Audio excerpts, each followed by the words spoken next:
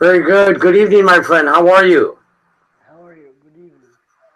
Good. I could barely hear you. You might want to speak up a little louder for me so I could hear you. You can't hear me well? Yeah. The mic close to you so I could hear you. Talk really loud so I could hear you, okay? Is it clear now? Yes, I could hear you much better. Maybe it's all that noise behind you that's making all that noise. I can't hear you, so. Noise behind me? I'm just playing. There's no noise behind you. Okay. My name is Tony, my friend. My name is Tony. What's your name?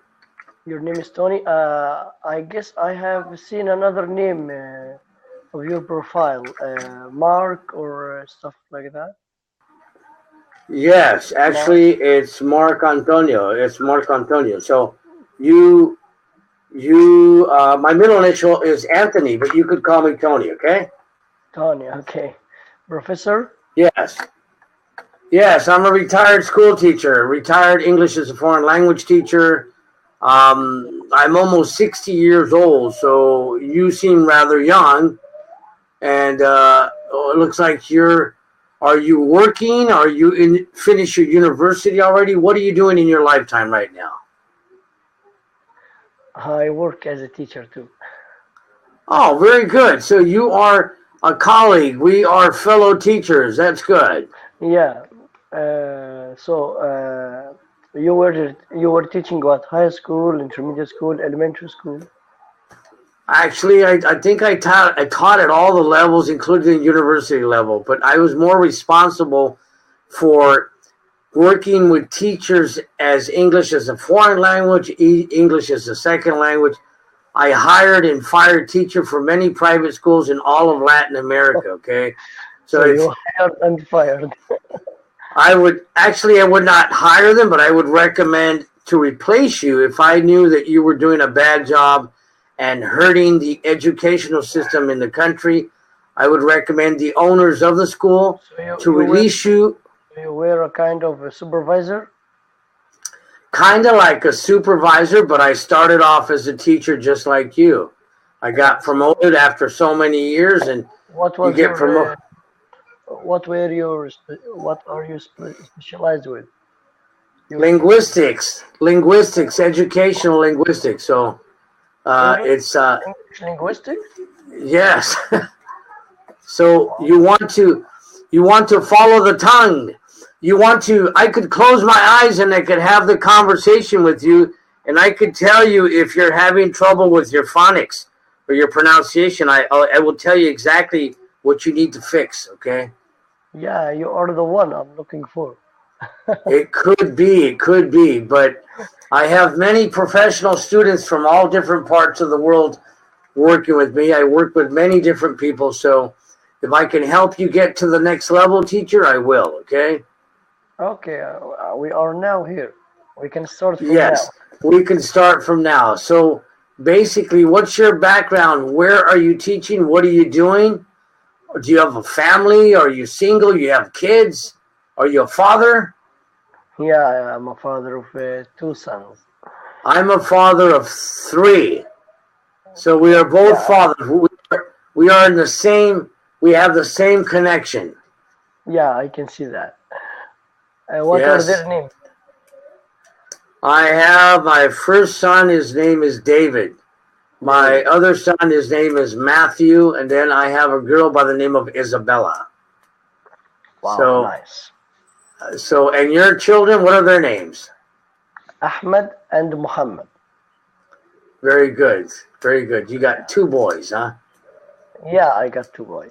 Yeah, very good. You got it that those names are for boys. Yes, those names are for boys. Right. So, very good, very good. And Mr. Tony, I didn't ask. I'm sorry about this. Where are you from? I'm from Mexico. I'm actually a retired Mexican teacher, and Spanish is my native language and English is my second language. So your native language is Spanish? Español. Yes. So you are living now in Mexico? Yes, I've always lived here. The reason why you're probably wondering, but his English sounds so clear. I don't hear an accent or nothing. He doesn't sound Mexican, does he? Yes, it's because you have the ability to achieve that level of proficiency with fluency and with clear pronunciation if you practice, right? Practice makes perfect, right? Great. So let me get it from years behind. Let's go back. While you are still a kid, so your mother tongue language is Spanish, right? Yes. And you learned English at school or in your country too? I learned English in my country at the same time while I was learning Spanish as a kid. I learned English the same way. In the home, my parents... It was parallelism. Well, both my parents were Mexican, but my father was in the military, so I always had English tutors, English nanny. So we traveled very much, and I never stayed in one school for more than 2-3 months. I always moved a lot. So we had to move. And our culture is like yours. Yeah, I'm really wondering. So Mexican people speak Spanish? Yes, speak Spanish. They don't speak English. Around me, around my neighborhood, everybody speaks Spanish. Nobody speaks English. If I talk to English to somebody, they're going to say, hey, he's not one of us, but they know I am. So Rey Mysterio speaks Spanish too? Yes, all my kids do. My family is from South America, from different parts of Mexico. So I have lots of family. We're a very big family. I remember 4 weeks ago I was talking to a teacher, a colleague on Cambly, and she was from Britain, and she traveled to live in what? I don't remember the name of the island. It's in Mexico, but I remember she said it's close or near the Caribbean Sea or something like this. Yes, she's probably talking about the Yucatan Peninsula, and she's probably talking of an island called Isla Mujeres, the island of the women. There are several islands along Cancun, Merida, all that area, tropical Caribbean waters. The waters are turquoise, like this blue here. You could see the fish. You could swim with the dolphins, touch the turtles, snorkel. Wow. Yes. We have the same in Egypt too, the Red Sea. Exactly. Yeah. It's good to do snorkeling. Yes, yes. Fish. So it's really nice. And some countries don't have an ocean. They have to go very far. They have to travel very far to see an ocean, right? Have you tried before diving? I did once, and I kind of liked it, but it's kind of if you don't know how to dive well and you go too deep and you come up really fast, you could hurt yourself. I hurt my ear one time really bad, and after that I didn't like it. But I like snorkeling without the tank. I'll wear the snorkel. I'll hold my breath for maybe 2-3 minutes, and then I'll go back up and breathe like a whale, right? So I'd like to learn some of your my culture. Some of your experience. Yeah, no. I want to go back to teaching stuff because I'm really concerning about improving and developing my skills in English. Very good. And to work as a good teacher too. I seek always to do a good performance in my classrooms. So, very good. From your own point of view, what do you think of a good teacher is? So, well, I guess I could put it in a sentence, okay? One word, okay? One word. Passion. Wow. Yeah, there you go. Yeah.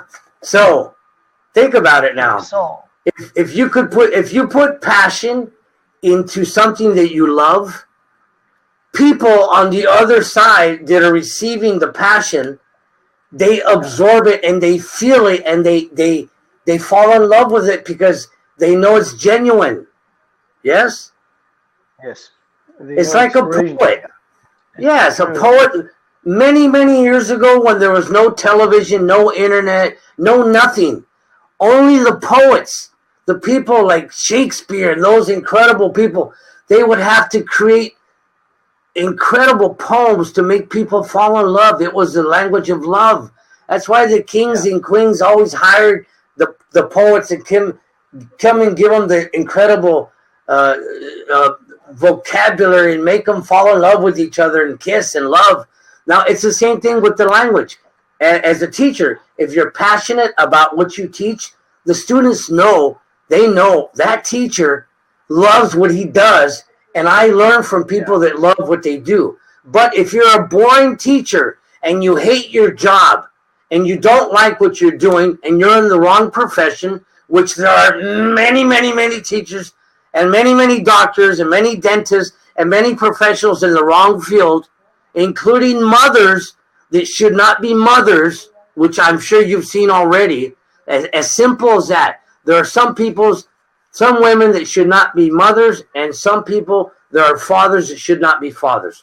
They just happen to fall into the rhythm of life, and all of a sudden they're fathers, but they weren't ready for it. They weren't prepared. They don't know how to share love. They don't know how to have compassion or passion for their children. They ignore them. Typical American culture, very cold.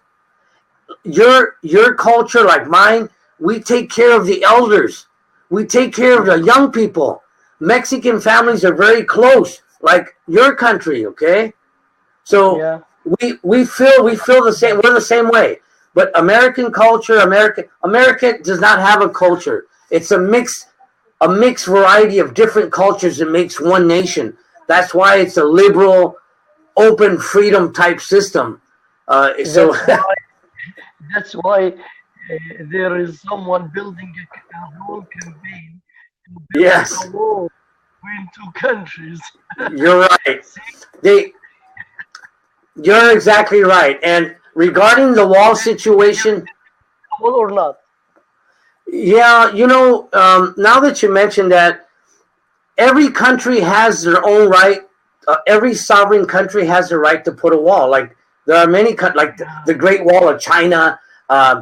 They always had a wall to separate them from other countries, which is very normal. But the American public needs the Mexicans to do the dirty work, the hard labor that the Americans don't do. That's why it was always easy for Mexicans to cross the border, to pick the fruit, to grow the corn, to wash the cars, to clean the toilets, to work in the restaurants. Those are the slave people of today. And they love doing that because they get paid better over there than they do here. Here, 50 million or 50% of the population here earns only $50 to $100 for 48 hours of work, okay? That's all they earn. So they are very much in poverty. They make just enough to make the necessity for food, and that's about it. Mexico is a big country, and I guess the economy is in a good condition. Is it that bad? Well, yes. It's like in any other country, but I'm sure you're aware of the situation in Venezuela. Venezuela is the same situation with the Venezuelan people, which is I guess I hear hyperinflation, maybe 1,000% hyperinflation. Yes, wow. That's a lot. So maybe this is like a financial bankruptcy type of a terminology, hyperinflation. So maybe a dozen of eggs that might have cost $1.50 for a dozen of eggs now over there in Venezuela might cost $200 for a dozen of eggs, okay? So that's hyperinflation. That's caused the people of Venezuela to migrate to Brazil, to Mexico, to Colombia because of the dictatorship of the bad government. It's the same in all the governments. There's corruption, it's corrupt. It's all over, including in our country, the government here. It's only the elite, several families that own all all the wealth, and the rest of the people, the common people, have to suffer and suck it up. Huh? What about you, my friend? Are you living in a good way? In a yes, I do. But we are very humble. My wife is an evangelistic preacher, so we serve as much as we can the community by going to churches and helping homeless people. We go to hospitals. We do many things on our free time. Cambly is not an employer of mine. I do Cambly only so I could practice, so I don't forget my English. Nobody speaks English around here. That's why I'm on Cambly. It's not for the pay. The pay is not good, okay? So, really? Can you give me a brief about how much they give you on Cambly? Yes, on Cambly, if you go online and you want to be a Cambly tutor, they will pay you 17 cents a minute. Just 17 cents a minute. 17 cents a minute. So that roughly comes out to about $10.70 for 1 hour of work. So you work an hour, you get $10, right? An actual hour, right? Not being online, but yes, but talking to.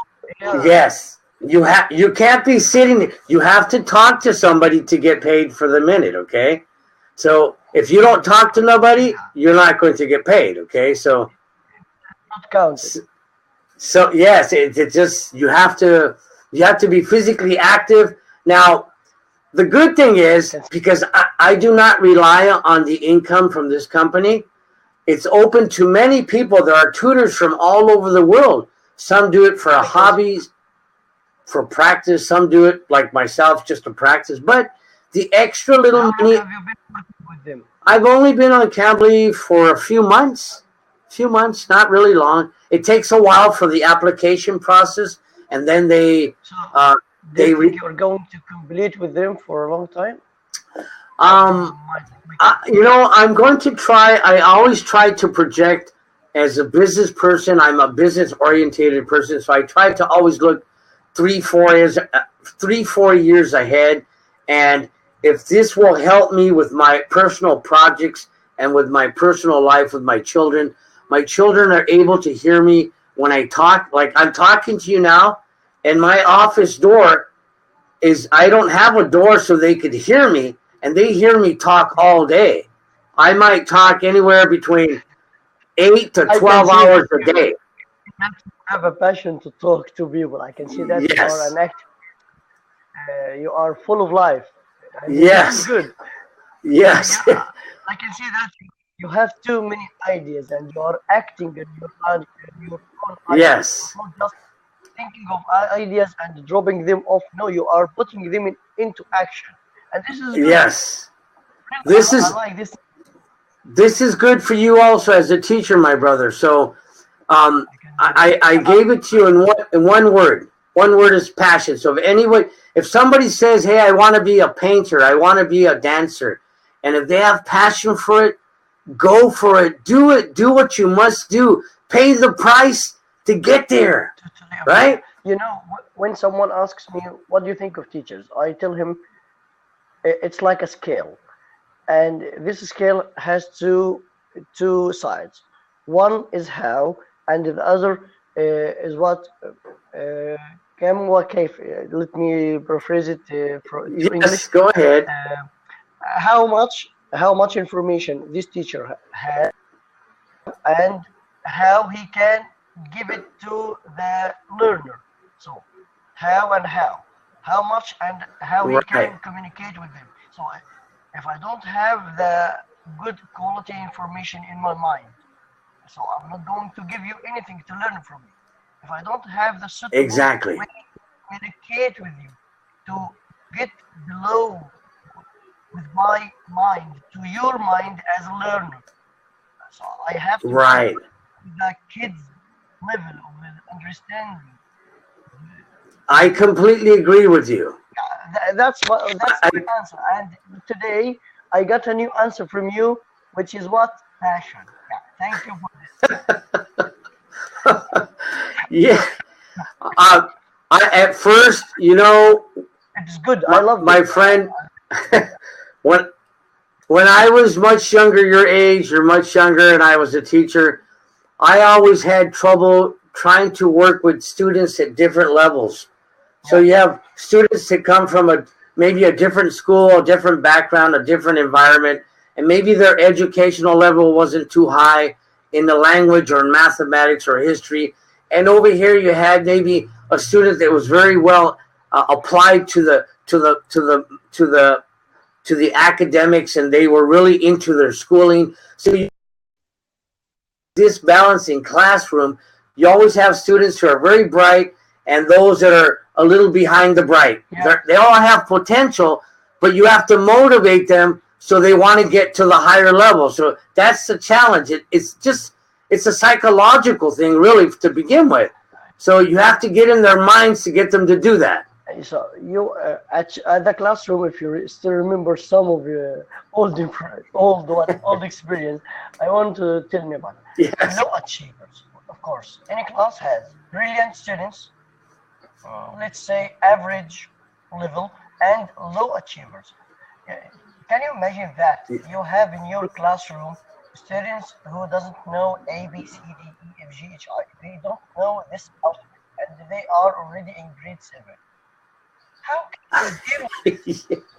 This is not, you are not talking about a low achiever here. You are telling me that this boy ignorant in this subject, and I want you to teach him in equal or in parallel with other students. How come?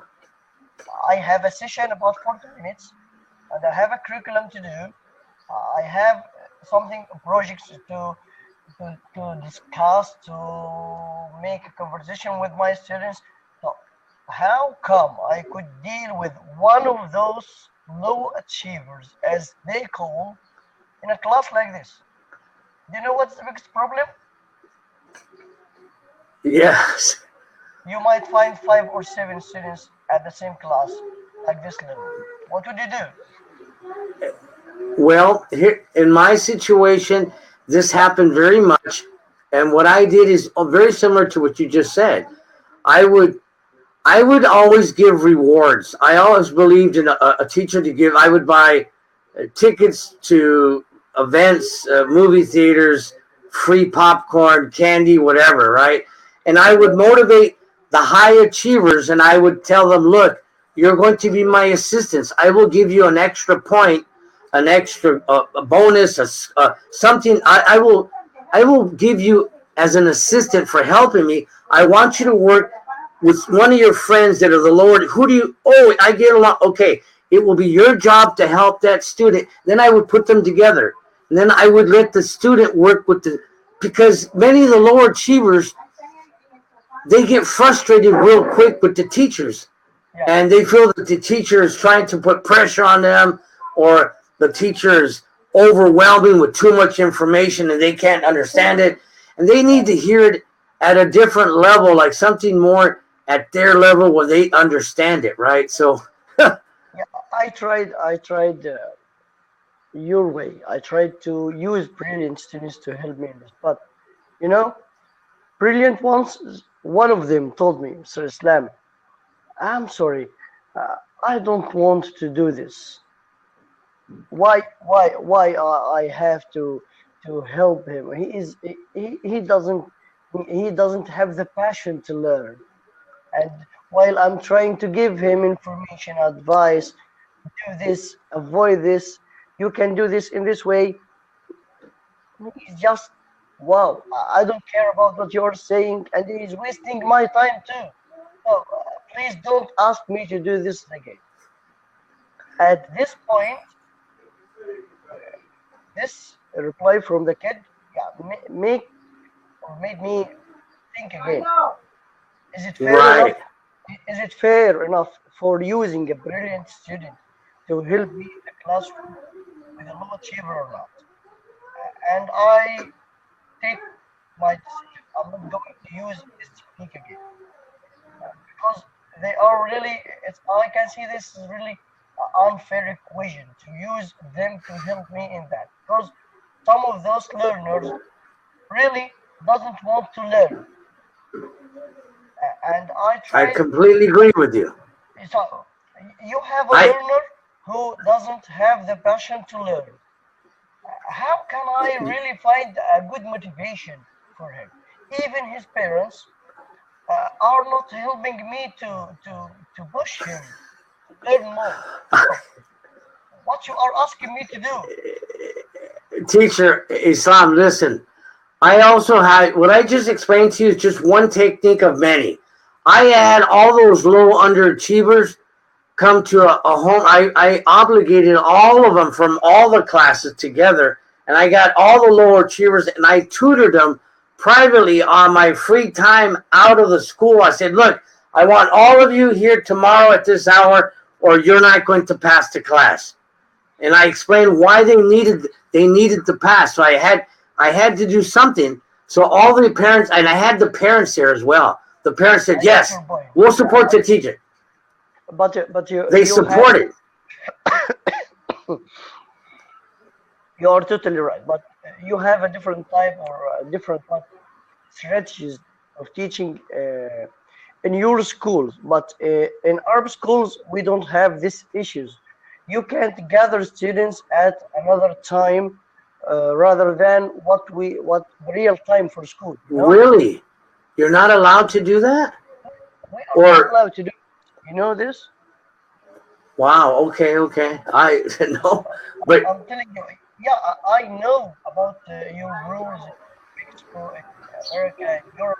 Yeah, you are allowed to go back to the school at a different time and open the classroom again and start teaching.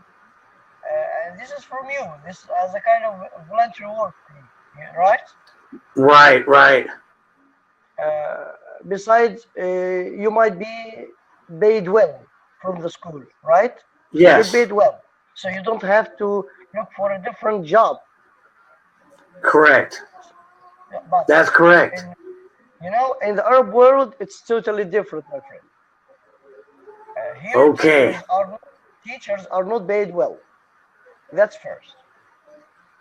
So you are asking me to do a voluntary work for what? In exchange of what? So money is an issue too, right? If all right, so I understand what you're saying. This is one point in your country, in your situation. You're right. See, we have here, they are Arab world. They are not investing in learning well. Yes, they can spend millions to build new schools, get new PCs, laptops, projectors. Wow, but you are not investing or making even propaganda on TV to teach children. You have to learn well, behave well at school, try to learn.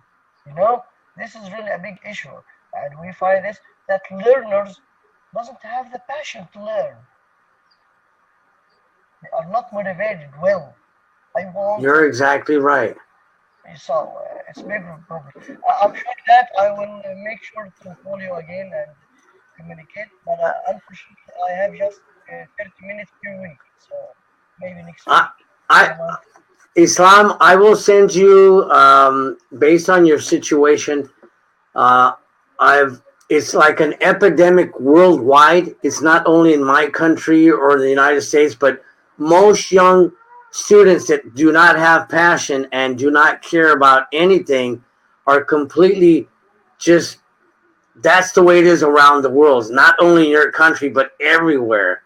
I've been hearing it from teachers from Vietnam, from China, from Russia. They're all complaining, telling me the same thing. So so don't feel alone, but I will send you some techniques on how to deal with that, how to work with it. And it's a bad situation that you can't work with them. Okay, and I will read it for sure and tell you next time what I have read and discuss with you. No problem. Okay. I have a YouTube channel and I upload my Cambly videos on that channel. It's okay with you to upload? Yeah, that's perfectly fine. And I will send you the link after I finish. And after I upload it, I will send it. Very good. And I appreciated everything you have said, and keep it up. Thank you. Thank you. Thank you as well. Evening.